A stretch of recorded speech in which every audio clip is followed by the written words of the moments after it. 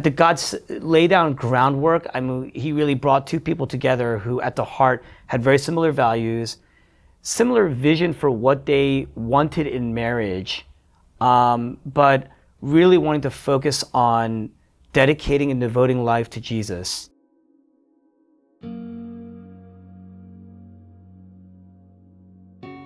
Hi, my name is Angela Cho. I am the wife of Donny Cho, and here at Metro Church, I am the director of Women's Fellowship, and I am also a mother of a 3-year-old rambunctious, beautiful boy, David. I'm Donny Cho. I'm husband to Angela, father to David, senior pastor or lead pastor of Metro in both East Falls and Cherry Hill, our two sites right now.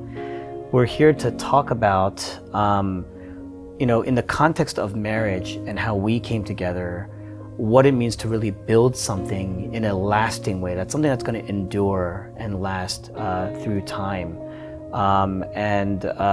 Specifically in the context of our relationship. Mm-hmm.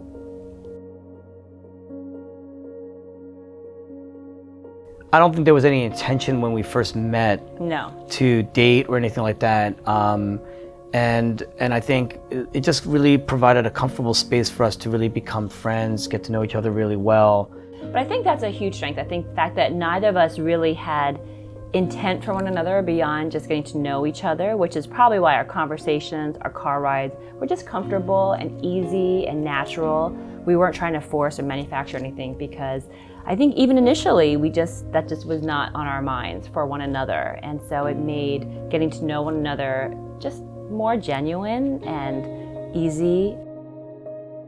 We really started out genuinely as friends. I mean, most of our relationship was platonic in the beginning.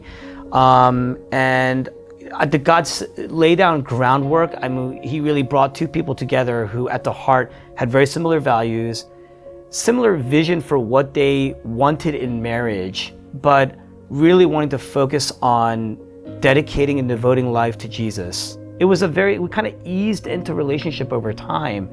And so even in friendship, it wasn't like we just overnight became like the best of friends. It was like, hey, we eased into this week after week, month after month. Then there was disruption, and it kind of like set us back a little bit. That's where the pain and the drama and the hurt might have been there. But then the gospel brought us back. There was forgiveness. There's repentance. You got to see different sides of each other. There was confession and admission there. And then kind of resuming and building and recommitting to things. And then through that process, growing in deeper friendship and then leading to relationship. So here we are, we come together, and now if you fast forward and getting married, you were still doing your PT work. I'll say this, our careers didn't impact our marriage. No. If anything, we were making more decisions with our careers because of our marriage. Mm-hmm. Even with the city, loving Philadelphia, having spent so much time growing up nearby, going to college in Philadelphia, grad school in Philadelphia, working in Philadelphia for 18 years. Like you said, I think we really sought ways of financial support through our work that could accommodate, to basically allow us to do what we really wanted to do. Right. Ministry-wise. So looking for even a role, initially I had to work weekends so often, and that really interfered with our ability, to do ministry, be together, or worship and rest together. So I soon looked for positions that wouldn't have me do that. Even considering doing some teaching, doing other roles within physical therapy where I wouldn't have that demand. So being able to navigate and let go of some things for work so that we could do more of what we really loved. I suppose people would say that I can be pretty passionate about things, but my career was probably something that, although I found some skill and I ended up not going to law school for mainly ministerial reasons. But even staying in the career path that I was in, I basically really just was interested in building a ministerial framework and foundation for where my faith can really play out. And I think there, when you and I came together, our careers very, very little impacted our lives or our marriage. Right. Our decisions were primarily around community, ministry, knowing that, hey, wherever we are in the city, our families, we're going to be near them and things like that. So I think what we wanted to commit to is building our lives together, not so much around career, salary, our skill sets, our time, our resources. It was really more around, hey, who's around us? Who are we serving? And how are we serving each other? And that's really been what's kept us going. Yeah, I think that we've learned over the years the importance and criticality of really protecting our marriage, where good things or tough things can threaten it, whether it's tough things, like you said, just tough challenges with ministry or time, or even good things like having David, a child that we've longed for so many years. That's an area where it was challenging and we waited so long, but how even focusing too much on the child would interfere with our relationship and our marriage and the priority of that. Learning those ways to really protect where work would threaten your time, your energy, your It's also like your mental space right. too. It's not just about the laptop. It's about that's Thinking physical, about it, but yeah. you're consumed by it in your thoughts or things like that. Yeah, it occupies a lot of mental space. Right. Just because you close your laptop doesn't mean it stops going around in your mind. We have to kind of put our work in our place, but marriage doesn't have a compartmental space. Marriage is going to be, Jesus doesn't have a compartmental space in our lives. He infiltrates everything in our lives. Marriage is like that too. It's not going to have a compartmentalized place in our lives and, hey, our marriage, we're going to put it in a corner for a little bit. We don't do that. And if anything, it's the other way around. Other things get placed in a particular spot. Sometimes it hijacks and we have to kind of recalibrate.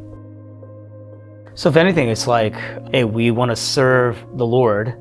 So we're all subservient to Christ as King, and then from there, the marriage then trumps just about everything else, right? And in our marriage, we want to be subservient to Jesus.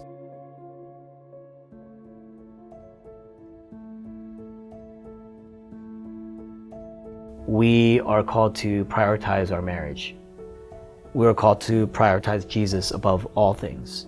Our relationship with Jesus. I don't want to make it like this inorganic thing. I mean, you have a love for Jesus, and idolatry is anything that pulls you away from that love. It's really just a distraction or something that's threatening to pull you away from it. It's adultery, spiritual adultery.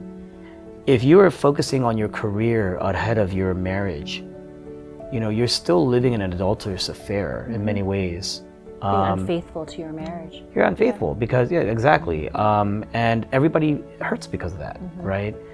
And I think what we don't look at enough is the fruit of your decision making, the fruit of your actions, the fruit of your patterns of living together. We just look at like the consequences of one action, but in reality, you're looking at sin as an act. You're not looking at sin as a lifestyle or sin as a set of values. You can play cool for a little bit, but when you are in the habit or a life pattern of making certain types of decisions because you've placed your marriage underneath other things, or even your relationship with Jesus underneath other things, it's going to have immediate impacts. It just takes a while to see the fruit of that. And you got to look at the body of work over time and you say, hey, am I kinder as a person? Am I more repentant as a person? Am I more faithful as a person? That's not something that you determine after a month. It's years of marriage, and you look at the body of work and you say, hey, like this marriage has been good for me because it has kept me clinging to Jesus. I see more of my sinfulness. I see more of my inabilities, and my wife completes me. My wife comes to me and she can soothe me or comfort me in hard times, but she can also recalibrate and force me to reorient. And she's going to battle tooth and nail because it's about us. It's about the oneness.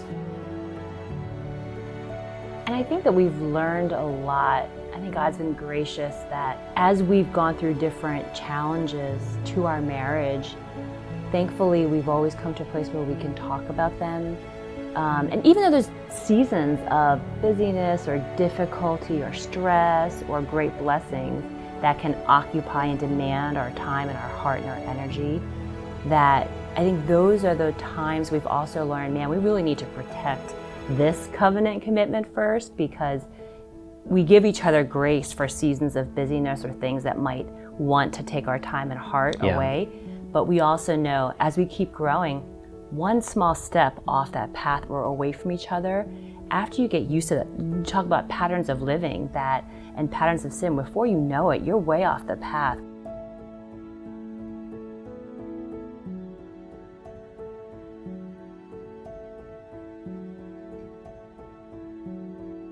One of the greatest things about marriage is that the theological concept of leaving and cleaving. You know, practically, we talk about leaving and cleaving in a practical way. For this reason, you know, Ephesians 5:31, for this reason a man will leave his father and mother and be united with his spouse, united to his bride. You could take a look at that and say, well, functionally speaking, what that means, we know definitively there are things that we're going to leave in our past, in our families, the way we've done certain things. But what you don't think about are, it's like repentance. You're leaving a way of life that actually you think it was going to push you towards greater heights, but in actuality, that stuff is going to ruin me. It was going to overwork me, kill me. Being married to you has shaped me in ways that I didn't expect, you know, in the sense that, oh, wow, you see, I look back on that life that I was heading towards in many ways. I would have been an overworked, tired, insecure, fearful mess. I'm still in many ways that person, right? But yet it's the way the wife, then my wife at least, nurtures and cares for me, feeds me through the word, cleanses me through the word, shapes me and challenges me. We're not just talking about one instant, we're talking about over the course, again, a body of work over the course of time, and we're not just looking at the building of a marriage, but in how does that marriage get built up over time? These two individuals that were so separate are now one. Mm-hmm. These two individuals that thought differently are now one. And so I've adopted, and we are now more interlocked than ever. I mean, 13 years of interlocking will do that. and then what happens is, you know, you're also looking at like, but now my view of the world in some ways has completely changed. You know, my thought too was that any relationship, whether in the beginning, friendship, marriage, even after 13 years, that it takes work. You know, we can never coast, I think, in any stage. That's what I was trying to say. You always say it so succinctly. But yeah. And where we are, right? And I think we've discovered that there is grace for our crazy seasons in life. Yeah. But I think what the Lord has put in your heart, in my heart, and also when we forget and we remind each other, is the priority of our relationship, because we can get easily distracted and we can be tired. Sometimes we just want to veg, even on our date nights, you know, but I think we've discovered too much vegging or too much distraction or too much, you know? And you drift. And there's no relationship, our relationship with the Lord, that can just coast.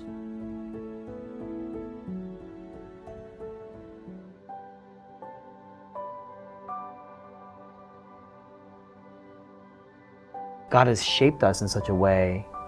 There's a oneness that we've experienced, something special that I mean, I don't know how I could have done life, especially I look back on the last just 10 years alone, you know, how could we have done life apart from each other, you know? And it's absolutely true. My own faith in the Lord, I don't think I would have known Jesus just doing ministry and not being married.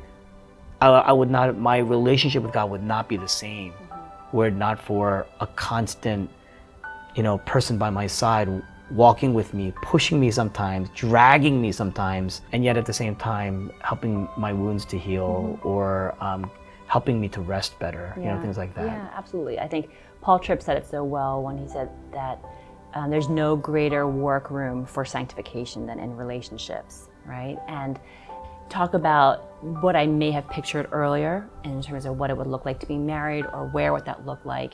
And it's funny, you and I have talked a lot about a greater opening, I think, of myself and the idea of expectations, and especially expectations that can be formed from internal voices or external voices. And sometimes it's hard to know how much of it, or what is stirring inside you versus like what's the impact of other pressures or influences that have shaped your expectations. But what I've definitely discovered is my response to when expectations are not met and what that reveals. But this expectation in particular about, man, what I thought marriage would have looked like, or where I would have been when I dreamed about marriage when I was 18 and where I would be when I was 10 years later. Even though that was a different journey, I think that where we are now is, if I had clung to that expectation and stuck to that, my own thought or vision of what marriage would be, I would be enjoying just a small sliver, I think, of the joy in this life, as opposed to allowing the Lord to steer me away from an expectation or pressure I had for myself about when to get married, where to get married, all those things, and look at how full our lives are. Now the pressures are, like you said, are wide and they're vast because there's so many different types. There's still, our families, in an Asian family, your families have expectations that can pull you away from that kind of stuff. They have their own view of what you should be committed to, what your priorities should be in the moment. Life should look like. Right, Yeah. exactly. And as they age, your child has expectations. Your church has expectations. Your work has expectations. Relationally, people recognize that things are going to change because we're together. What they don't realize is that we are the priority, right, for ourselves here. It's not being selfish, because we give and you give and you give. That's endless.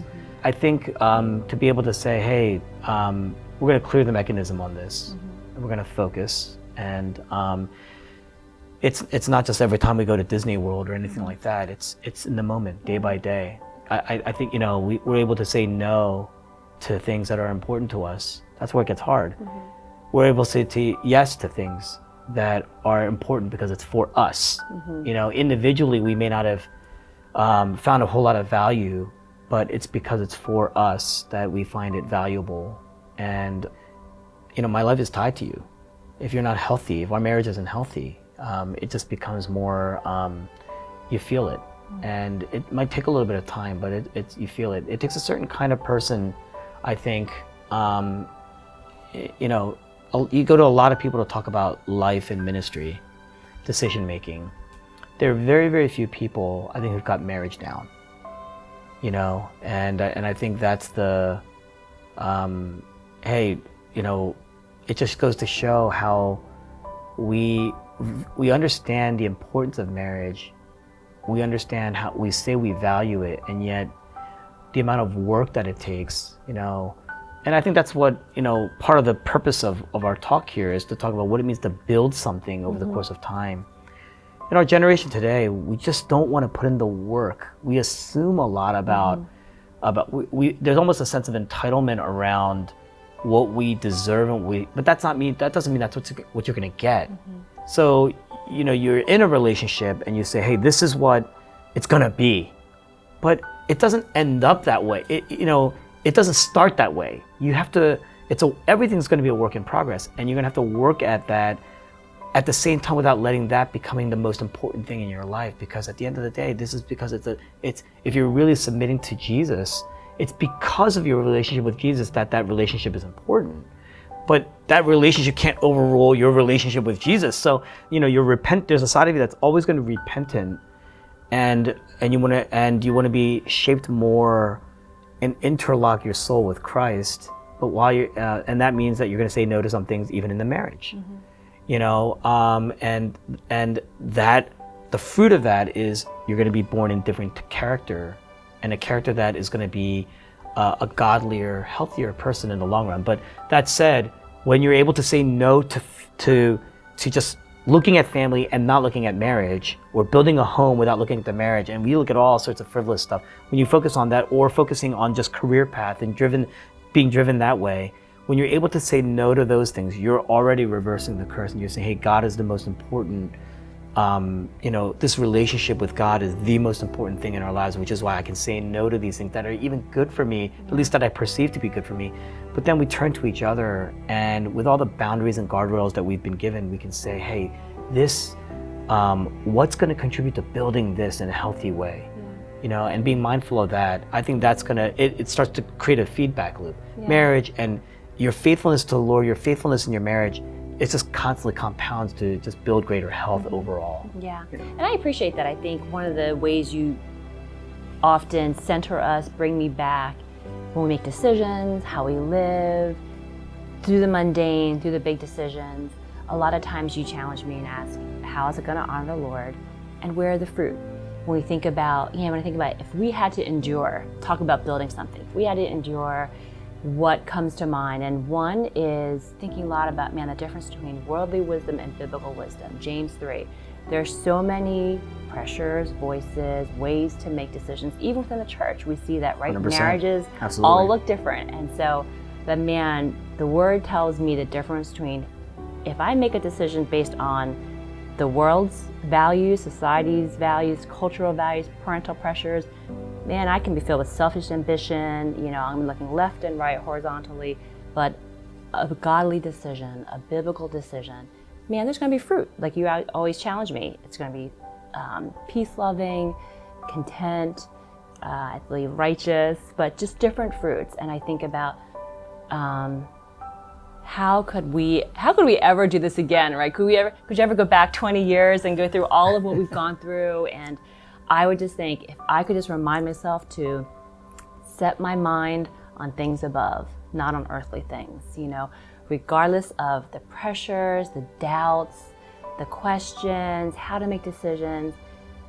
If I pause, be still before the Lord, and if I can just remember He is with me, He is in this, letting Him lead, not being so rigid in my own expectations. All that is filled with my self-reliance, my self-expectations, everything I want to achieve on my own, with my own strength, in my own timing, and not allowing for God to work. So how do I set my mind on things above? Marriage is such a unique vehicle to catapult and accelerate or intensify your love for Jesus, your appreciation and your gratitude to Jesus for what He has done for you, because you see that in a daily sacrifice of your family, of your spouse. You see that in her, and you see that in each other. And when you take that in, it really is a shaping influence in your life. Of course, we can each become idols to each other as well, and I think that's something that you battle. But that's why in the end you're constantly looking and thinking about what it means to honor the Lord. A lot of those things that what about the romance in marriage? I think the romance is greater because of it. I think personally, I think we have a very special relationship, and it's after 13 years, is it always going to be fragile? In some ways, it's always going to be fragile. Trust can be broken like that. Yeah. You can never take that for granted. And yet, you build and you build and you build, and you look at what you have and you say, man, this is an amazing thing. And what it's done in your life, it's an amazing thing.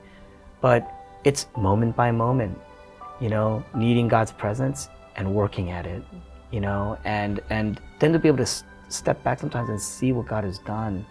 We tend to do that and say we will look at our children, but just look at our marriage as a body of work, and what God has done through every miscarriage, through every betrayal of friends, through every hardship and every blessing that we've received, and lots of blessings. Far more blessings that outweigh the hardships in many ways, and yet to be able to endure all those things, that's a special marriage, and it's a special relationship. So I'm grateful for what we have, and I look forward to what God is going to continue to do in it. Amen.